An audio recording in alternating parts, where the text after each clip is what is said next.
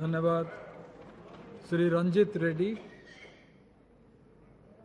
Thank you very much, sir, for giving me this opportunity to speak on the Energy Conservation Amendment Bill of 2020. Let's all confess that this bill is being amended only to see that the achieved targets put forth by Honorable Prime Minister at the Conference of Party 26, so that the Panchamrit, what is proposed by Honorable Prime Minister, have to be reached. This COP 26 has proposed 5 nectar elements. Out of the 5 nectar elements, 3 were quantitative changes. We definitely welcome all the quantitative changes, Honorable Sir. And the first change is to increase the installed capacity of non-fossil sources to 50%. We definitely appreciate that. And the second thing is to reduce the emissions intensity by 45% and to reduce the carbon emissions by 1 billion tons by 2030. Each one of us will definitely welcome all the 3 changes because we are accountable and answerable to the next generation, and we are also answerable to the climatic changes in the future to come.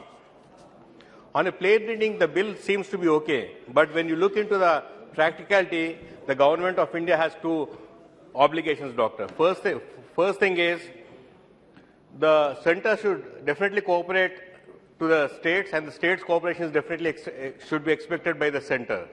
And second thing, what I would want to learn from the Honorable Minister is how the government of India is planning to prepare itself for the COP and the G20 summit, which is to come up in the next year.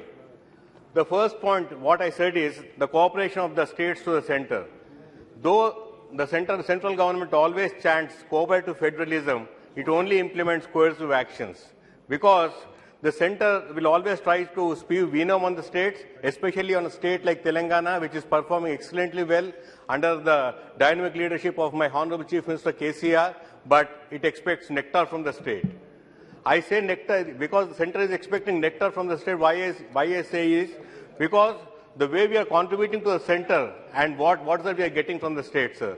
We are not getting anything from the center, because when it comes to the hand-holding or expecting some financial assistance, we are being pushed to a corner. And people talk about double-engine sarkars. We really do not need any double-engine sarkar in Telangana, sir, because the single-engine sarkar at Telangana under the leadership of KCR, we are doing excellently well, and we all hope to continue on the same, sir. When it comes to the sector of electricity, it comes under the concurrent list. So both the state and the center should have a say.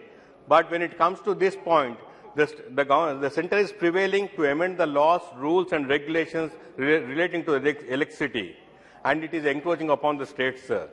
And Government of India is mandating all the services, including the agriculture consumers. That is, they are trying to put meters at the farmers' level. Most of the states are opposing this because they should have done this by amending the Electricity Act. They are doing this through Electricity Rules 2020.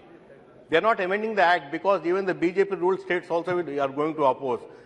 From Telangana state, we are strongly opposing this move, sir. Second thing is they are linking up this to 0.5% additional borrowing. How can that be linked to the additional borrowing of 0.5%, sir? The Telangana government is definitely opposing this point also. And second thing, as I discussed about the concurrent list also, when any sector comes under a concurrent list, the government of India can only supersede the state government when it wishes. But see the way the center has prevailed upon and is giving powers to the Central Electricity Regulatory Commission by opening the floodgates to the private sectors to operate in more than one state. We strongly oppose this, sir. When it comes to implementation of non-fossil sources, we definitely welcome this. But my concern is, how is that the renewable power purchase obligation of the states is going to be addressed? Because each state has its own limitations, each state has its own commitments, which are already committed long time back. If we come up with a common RPPO unit, then the burden on the states also is going to go up. Especially in a state like Telangana, the burden will go up from 8.5% to 21%, which will be a huge burden on the consumer and also on the GENCOs also, sir. I don't understand how one size will fit all the work, sir. The minister has to explain about this.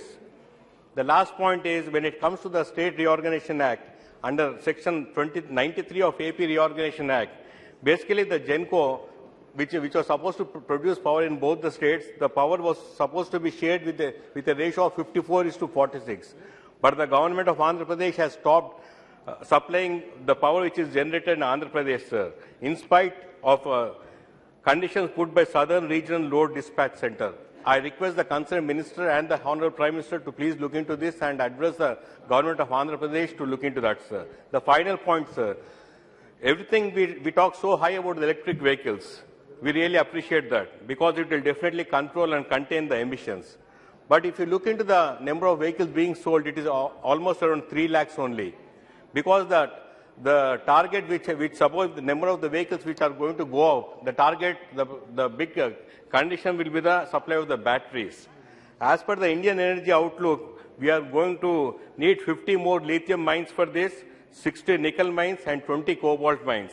I request the Honorable Minister from Mines, how is that they are planning to achieve these targets? With these observations, I request the Honorable Minister to please look into the suggestions made by Government of Telangana. Thank you, sir.